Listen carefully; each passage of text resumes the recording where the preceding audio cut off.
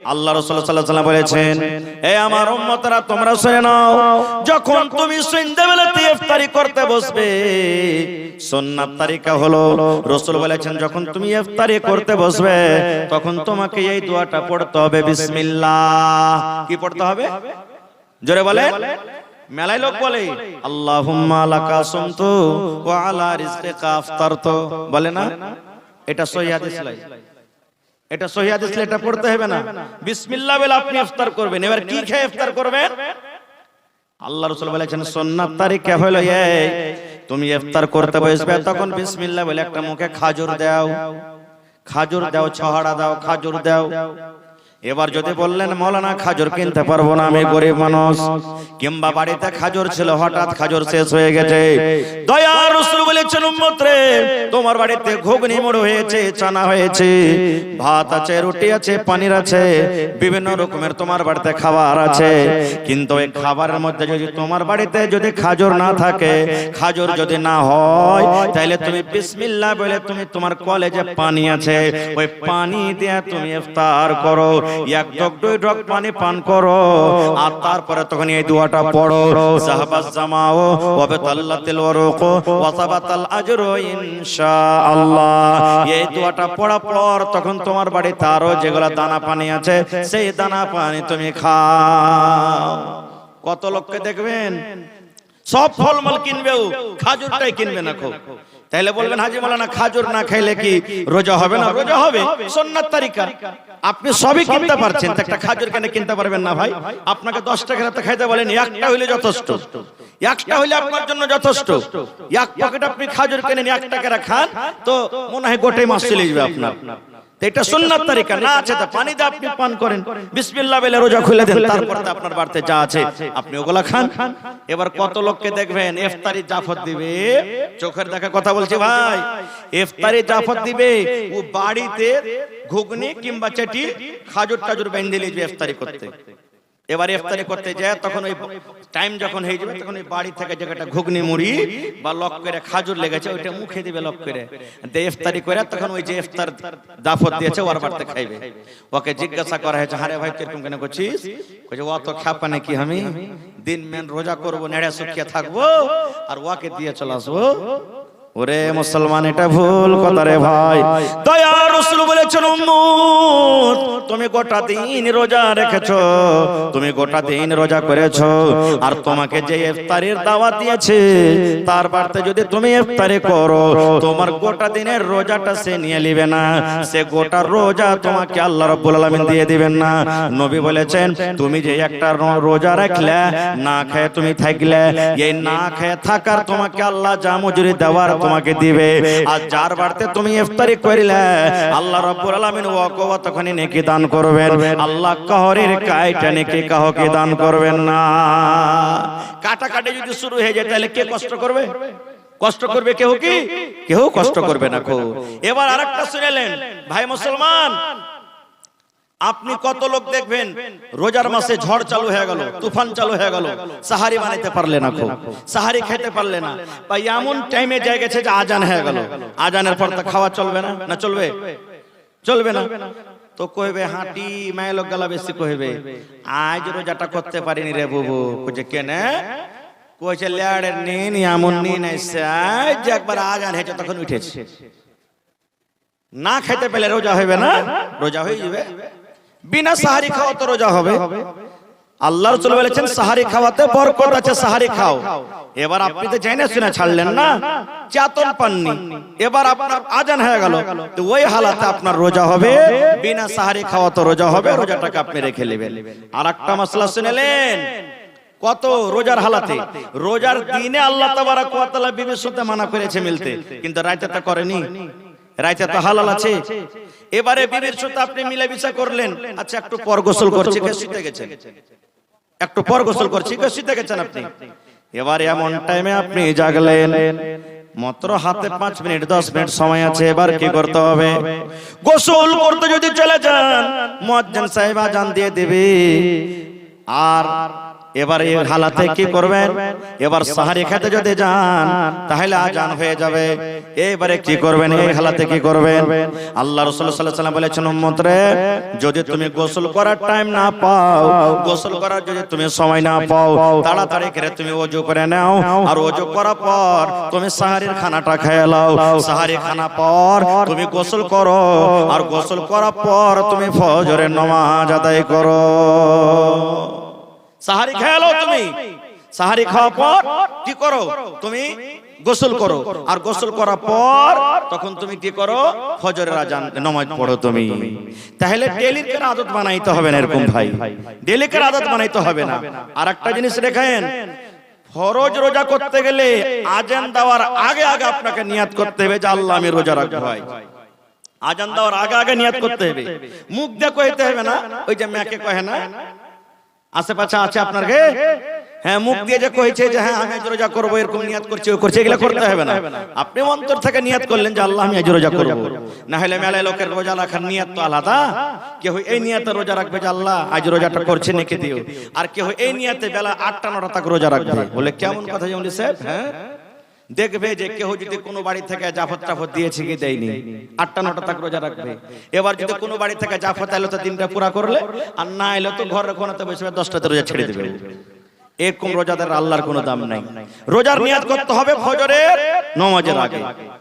এবারে নফল রোজার কিন্তু নিয়াত বেলা 8টাতে 9টাতে করেন তাও চলবে, কিন্তু তাও চলবে নফল রোজা।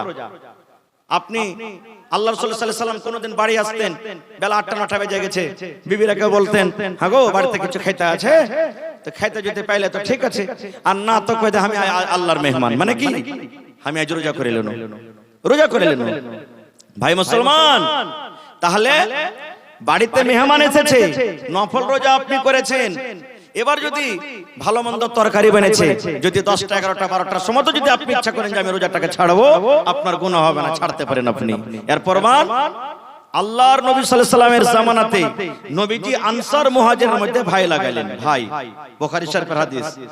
আনসার মুহাজিরের মধ্যে ভাই, কারণ মুহাজিররা বাড়ি ঘর ছেলে মেয়ে বিবি বাচ্চা সব ছেড়ে না চলে গেছিল। এবার ভাই বানিয়ে দিলেন, এই তুমি ওর ভাই, এই তুমি ওর ভাই, এই তুমি ওর ভাই, ভাই বানিয়ে দিলেন। এবারে সব সাহাবীর কথা বলবো না, একটা সাহাবীর কথা, সালমান রাদিয়াল্লাহু তাআলা আনহু আর আবু দারদা রাদিয়াল্লাহু তাআলা আনহু, দুটা লোকের মধ্যে ভাই বানিয়ে দিলেন নবীজি। আমরা বেড়াইতে যাই কি যাই না? ভাইয়ের বাড়ি, নানার বাড়ি, এর বাড়ি, ওর বাড়ি, ভালো করে শুনবেন হাদিসটা, যাই কি যাই না? তো সালমান রাদিয়াল্লাহু তাআলা আনহু এবার আবু দারদা ভাইয়ের বাড়ি বেড়াইতে গেছেন, যে ভাইয়ের বাড়ি বেড়িয়ে আসি, মেলা দিন থেকে বেড়াইতে বেড়াইতে যায়নি। এবার ভাইয়ের বাড়ি যখন বেড়াইতে গেছে, সালাম টালাম দিয়ে ভিতরে সন্ধ্যা হলো, বাড়ি দেখছে তো আর ভাই কিন্তু বাড়িতে নেই, শুধু ভাবিটা বাড়িতে আছে। আবু দারদার স্ত্রী বাড়িতে আছে, ভাবি বাড়িতে আছে, ভাই নেই। এবার বাড়িতে যখন যায় তখন দেখছে, কইছে ভাবি ভাই কই? বলছে ভাই তোমার ভাই তো এক্ষুনি গেল কোনো কাম কাজে, আশপাশ বসে আছে, বসো তুমি বাড়িতে। বসতে দিয়েছে। এবারে সালমান বলছেন যে হাজি ভাবি কিছু বুঝতে পারি না একটা কথা। বলছে কি? বলছে যে তোমার মাথার চুলগুলা কেন এরকম হয়েছে, তুমি তেল চিরনি করে নাও, তোমার মাথার চুলগুলা উস্কো খুস্কো হয়েছে, তুমি তেল টাল মেখে সুন্দর করে নাও, সেন্ট পাউডার মেখা নাও, তুমি মেকআপ করে নাও, তোমার কাপড় গালা পুরাতন ধরাতন কালো ভালো ঝালো হয়েছে, তুমি সাইজা কই জানো, ব্যাপারটা কি? কিছু বুঝতে পারি না রে আমার মুসলমান ভাইরা মায়েরা খালারা, শুনেন। যখন কথাটা বলা, আবু দারদা রাদিয়াল্লাহু তাআলা আনহুর স্ত্রী বলছেন, এ সালমান ভাই কাকে দেখাবো রে ভাই? কে আমার সাজন দেখবে? আমি সিথা করে কাকে দেখাবো? আমি মেকআপ করে কাকে দেখাবো? আমি সেন্ট লাগিয়ে আমি কাকে দেখাবো? আমি পাউডার লাগিয়ে কাকে দেখাবো? নতুন কাপড় পিন্দা আমি কাকে দেখাবো? আমি সুন্দর করে সাজন সাইজা আমি কাকে দেখাবো রে ভাই? কাকে দেখাবো আমি সাজন সাইজা? বলছে কেমন কথা, ভাইকে দেখাবে? ভাই যে বাড়িতে আছে ভাইকে দেখাবে? এই আমাদের মতন মা খালার ব্যাপার তো নয়। বইরাত যাবে 1000 টাকা দামের শাড়ি পুরুষ কিনে দিলে আর পিআইকে দেখাতে যাবে, হয় না? 1000 টাকা দামের শাড়ি দিলে কিনে ওর পুরুষটা ওর সামনে পিনতে হবে, আর ওর সামনে ছিঁড়া পাটা ওই কালো ঝালো গলা পিনতে থাকবে, আর যখন বেড়াইতে যাবে তখন নতুন নতুন গালা পিনতে যাবে। সুবহানাল্লাহ, এই তো মাখার অবস্থা। তো বলছেন ভাই রে কাকে দেখাবো, কে দেখবে আমার সাজন? কইছে ভাই দেখবে। কইছে কেমন করে দেখবে রে ভাই? তোর ভাই আবু দারদা একটা এমন মানুষ রে ভাই, দিনের বেলাতে রোজা রাখে, আমার দিকে নজর তুলে তাকায় না রে ভাই। দিনের বেলাতে রোজা রাখে আর রাতের বেলাতে তাহাজ্জুদের নামাজ পড়ে পড়ে রাত কাটিয়ে দেয়। তাহলে ভাই তুমি তো জানো একটা মানুষ যদি রোজা রাখে, রোজার হালাতে নিজের বিবির কাছে আসতে পাবে না, নিজের বিবির সাথে সহবাস করতে পাবে না রে ভাই। তাহলে রোজার বেলাতে আমি কেমন করে দিনের বেলাতে সাজবো? কে আমার সাজন দেখবে? কার সামনে আমি সাজবো রে ভাই? বলছে ভাবিকে রাতের বেলাতে। বলছে না রে ভাই না, তোমার ভাই আবু দারদা রাতের বেলাতে তাহাজ্জুদের নামাজ পড়ে পড়ে পড়ে রাতটা কাটিয়ে দেয়, আমার বিছানায় আসে না, আমার কোনো ধার ধারে না। তাহলে রাতের বেলা তো তাহাজ্জুদের নামাজ পড়ে দিন রাত কাটিয়ে দেয়, আর দিনের বেলাতে রোজা রোজা রেখে দিনটাকে কাটায়, আমি কার জন্য সাজবো? কে আমার সাজন দেখবে? বলছে আচ্ছা এটাই কথা না? তো হ্যাঁ। এরই মধ্যে আবু দারদা বাড়ি চলে এসেছেন, ভাইয়ের সাথে সালাম কালাম হলো। বিবিকে বলছেন যে ভাইকে খাইতে দাও না। জি ভাই বাড়িতে এসছে। স্ত্রী বলছেন দিয়েছিলাম, কিন্তু বলছে ভাই না আসলে খাবো না খাও। তখন আবু দারদা রাদিয়াল্লাহু তাআলা বলছেন সালমান ভাই তুমি খাও, ভাই খাও। তখন সালমান বলছেন তুমি আইছো। কি বলছে? তুমি আইছো বইছো।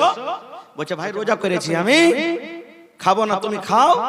বলছে কেমন রোজা করছো? না তো নফল রোজা করছি। এবার সালমান রাদিয়াল্লাহু তাআলা আনহু বলছেন ভাই রে নফল রোজা তুমি ভাঙা দাও রে ভাই, তোমার বাড়িতে মেহমান এসেছি, তুমি যদি আমার বাড়িতে, তোমার বাড়িতে মেহমান এসেছি, তুমি যদি আমার সাথে না খাও, আমি সালমান তোমার বাড়িতে খানা খাবো না।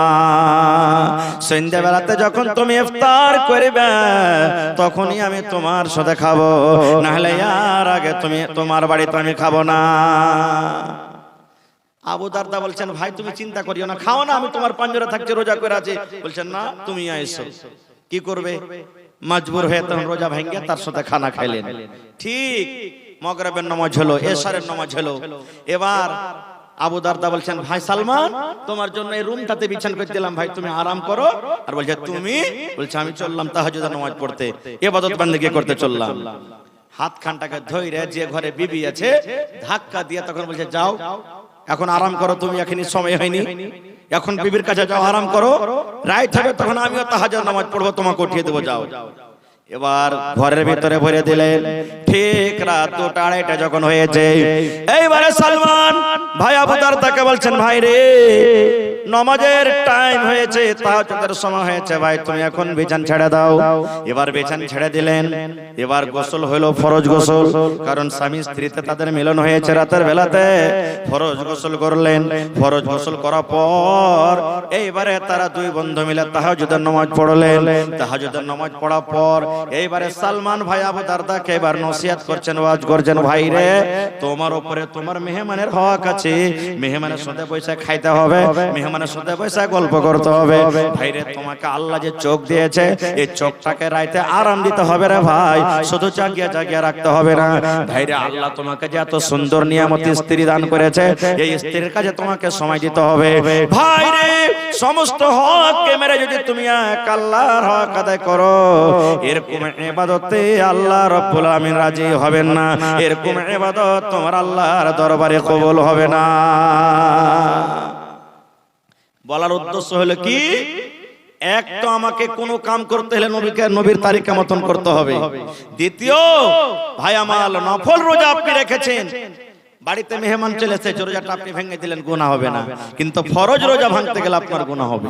কত লোককে দেখবেন রমজান মাস যখন আসবে চেটি দাওয়া নিয়ে নেবে, ওষুধ নিয়ে নেবে, আর লিয়ার করে কইবে উফ সালা রোজা করতেই পারি না, খো এরকম ওরকম হ্যান ত্যান আবি জামি। বাহানা করিয়েন না ভাই, আল্লাহ বাহানা করতে জানেন, আল্লাহ বাহানা করতে জানেন, এরকম বাহানা করতে হবে না খো। ভাই মুসলমান বলার কথা মেলাই আছে। আর একটা হাদিসের কথা শুনেলেন, এই যে শাবান মাসে 2 দিন 3 দিন আগে শবে বারাত গেল, নাকি শবে বারাত গেল, এই নামটা শুনেছেন আপনারা? কবরস্থানে যে জ্বালা হয়েছে লাইট, জেনারেটর, আবি ঝাবি। শাবে বারাত মানে কি এই কথাটা আপনারা জানেন? শাবে বারাত, শাব মানে হলো রাইট, বারাত মানে ছুটকারা, নাজাত, নাজাতের রাইট। কেমন মানে শাবে বারাত যারা মানায় তারা মনে করে যে এই রাত্রে আল্লাহ সমস্ত লোকের গুনাহ খাতাকে maaf করে দিবেন, জাহান্নাম থেকে আজাদ করে দিবেন।